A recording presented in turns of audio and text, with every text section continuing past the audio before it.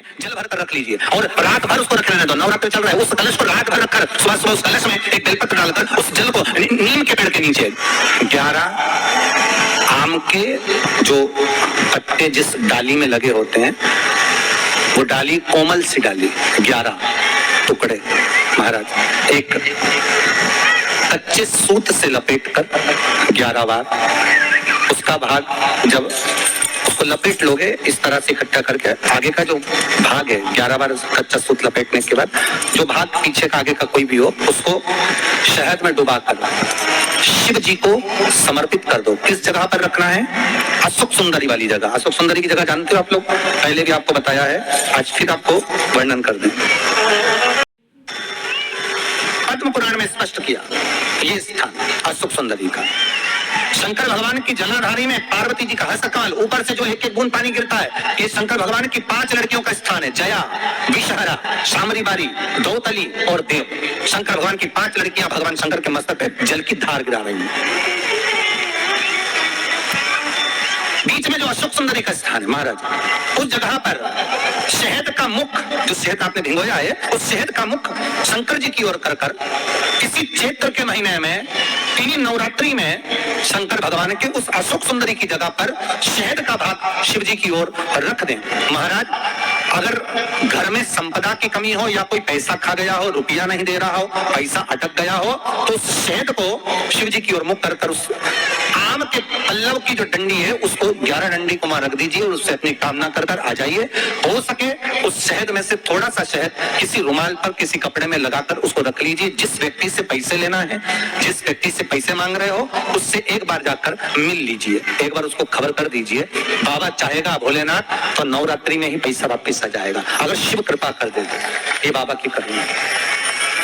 आम का पल्लव कोई साधारण नहीं जिसको कलश के ऊपर रखा जाता है, शिव की कृपा। जिस आम के पेड़ पर स्वयं कामदेव चढ़कर भगवान शंकर के तीसरे नेत्र द्वारा जलकर भस्म हो जाते हैं, वो आम का पेड़ साधारण नहीं हो सकता,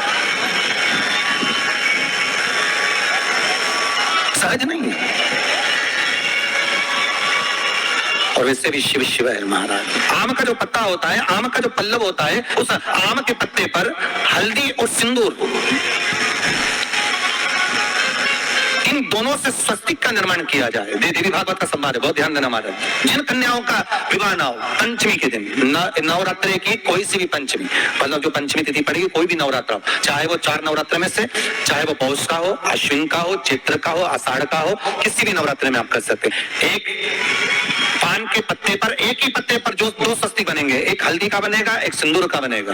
बस अंतर इतना है, जो हल्दी का स्वस्तिक है उस पर कंकु के चावल अर्थात रौली के चावल, रौली कुंकू के चावल रखना है, और जो सिंदूर का है उस पे हल्दी के चावल रखना है। इतना रखकर जिस लड़का लड़की का विवाह नहीं होता उसकी हथेली पर रखकर उसका नाम और गोत्र बोलकर महाराज उसको ले जाकर नीम के पेड़ के नीचे उसको रख दिया जाता है। मात्र 3.5 या 4 महीने ऐसे रहते हैं जिसके अंदर उस लड़का लड़की का विवाह पक्का हो जाता है। जिसका विवाह नहीं होता केवल उसी के लिए, जिसका मंगल विवाह ना हो रहा, आम के पल्लव में शिव का वर प्रदान है, आम के पल्लव में शंकर का आशीर्वाद, आम के पल्लव में शिव का आशीर्वाद।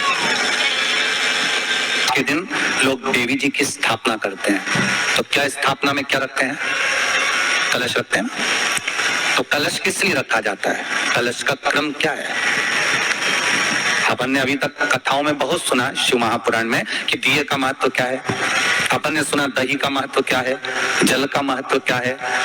पूरी शिव महापुराण में अपने अलग अलग महत्व को जाना है, पर ये नवरात्रि में जो शिव महापुराण की कथा शुरू हो रही है, नवरात्रि में जो शिव महापुराण की कथा को हम श्रवण करने के लिए बैठे हैं, इसमें हमारा एक संशय और मिटना चाहिए कि भारत की भूमि पर जब मां आदि शक्ति की स्थापना होती है, मां जगतजननी को जब विराजमान किया जाता है, या चैत्र नवरात्रि में, शरदी नवरात्रि में, आषाढ़ी नवरात्रि में,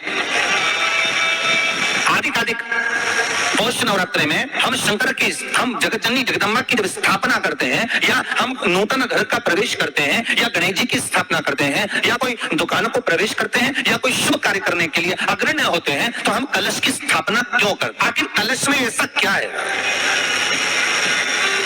कलश के अंदर आखिर ऐसा क्या विराजमान है कि 33 कोटि देवता उस कलश के अंदर आकर बैठ जाते हैं महाराज?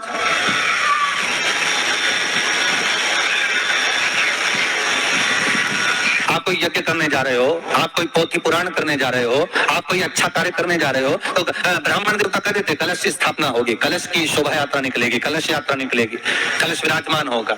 और आज हर की पौड़ी पर, प्रयागराज में या उज्जैनी में, नासिक में जो बड़े बड़े कुंभ के मेले होते, कुंभ का मतलब भी तो कलश से होता है। उसकी महत्वता क्यों है? उस कुंभ की उस घड़े की महत्वता कहां से प्रकट हो गई? शिव महापुराण की कथा कहती है महाराज, भगवान औघड़दानी शंकर स्वयं आद्य शक्ति जगदम्बा से कहते हैं कि जगदम्बा तू क्या चाहती है बोल। तो जगत जननी जगदम्बा कहती है कि जहां मैं हूं वहां शंकर है, ये आपने कह दिया, और जहां शंकर है वहां पार्वती का होना जरूरी है। उसके लिए सिद्ध करने के लिए एक स्थान ऐसा बनाया जाए जहां पर शंकर विराजमान है और शंकर के साथ पार्वती विराजमान है। तो शिव जी ने कहा पार्वती उसके लिए मैं तुझे एक सुंदर कलश का निर्माण कर देता हूं। कितना सुंदर लिखा है देवी भागवत के अंदर कि जहां कलश की स्थापना होती है उस जगह पर किसी देवताओं को बुलाने की जरूरत नहीं होती। 33 कोटि देवता उस जगह पर स्वतः विराजमान हो जाते हैं। स्वयं 33 कोटि देवता स्वयं वहां विराजमान है। और कितनी महत्वता कलश की महाराज, आप लोगों से भी निवेदन है, क्षेत्रीय प्रतिपदा है आज, जिनके घर में ज्यादा रोग हो, बीमारी हो, ज्यादा तकलीफें आ रही हो, कष्ट बढ़ रहा हो, बीमारियां बढ़ रही हो, या भय लग रहा हो, डर लग रहा हो, हृदय चित्त में कहीं ना कहीं आपको भय का भान हो रहा हो, तो एक लोटा पानी एक कलश में जल भर कर रख लीजिए और रात भर उसको रख लेने दो। नवरात्र चल रहा है, उस कलश को रात भर रखकर सुबह सुबह उस कलश में एक बेलपत्र डालकर उस जल को नीम के पेड़ के नीचे, जहां चैत्री नवरात्रि में नीम के पेड़ के नीचे सारी विद्याएं, आदि शक्तियां, सारी देवी उस नीम के पेड़ के नीचे विराजमान रहती हैं। उस कलश में एक बेलपत्र डालकर रात भर रखकर उस जल को पूरे घर में घुमाकर उस नीम के पेड़ के नीचे समर्पित कर दीजिए महाराज। घर में भय लगना बंद हो जाएगा, कोई बड़ी बीमारी आपको घेरेगी नहीं और उस बीमारी से, उस रोग से आप मुक्त रहेंगे। उस बीमारी से, उस रोग से आप मुक्त पाएंगे, वो बीमारी आपको घेर नहीं पाएगी। कलश का इस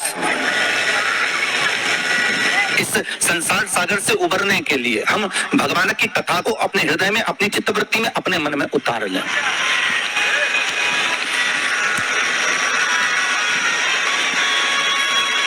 कली काल में बहुत सारे साधन है साहब भगवान को पाने के लिए।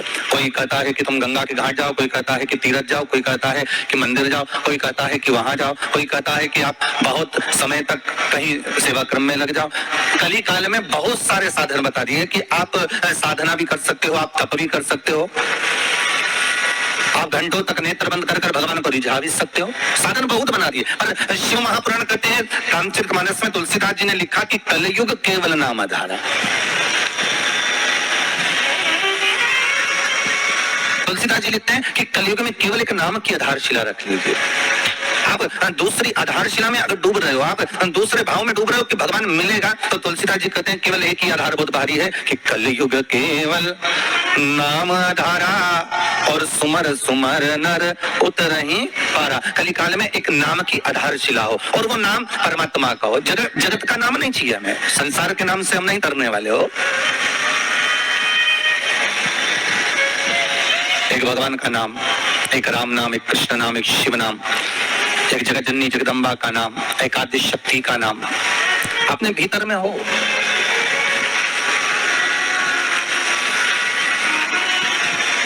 और फिर जब उस परमात्मा का नाम हम इस हृदय चित्त से लेंगे, उस परमात्मा के नाम में जब हम डूबेंगे तो उसका आनंद भी तो बहुत।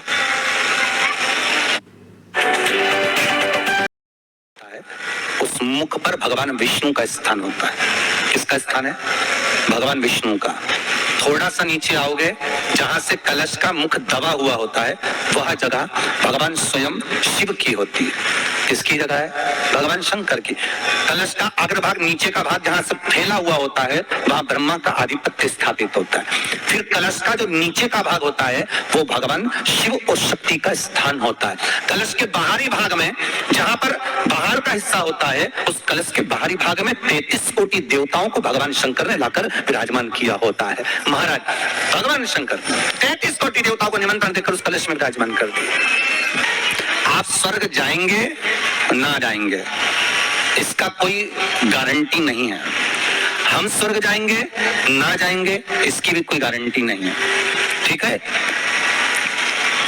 पर इतना विश्वास जरूर है कि आप अगर भगवान शंकर का अनुमोदन कर रहे हैं, आप शिव नाम की चर्चा कर रहे हैं, आप शंकर की कथा को श्रवण कर रहे हैं, आप शंकर की कथा में डूबे हुए हैं, आप आदि शक्ति के नवरात्रि में शंकर का अनुमोदन कर रहे हैं, आप शिव अर्चना कर रहे हैं, आप शंकर का नाम जाप कर रहे हैं, आप शंकर का स्मरण कर रहे हैं, तो ये पक्का है कि आप वैकुंठ जाएंगे ना जाएंगे इसकी कोई गारंटी नहीं है। और ये पक्का है कि आप अगर भगवान के नाम में डूबे रहे तो वैकुंठ अधिपति नारायण तुम्हारे पास जरूर आ जाएगा, ये पक्का है महाराज। आप जाएंगे ना जाएंगे उसके कोई बात नहीं है, पर भगवान स्वतः नारायण स्वतः अपने पास आ जाए इसका सुख है, इसका एक आनंद।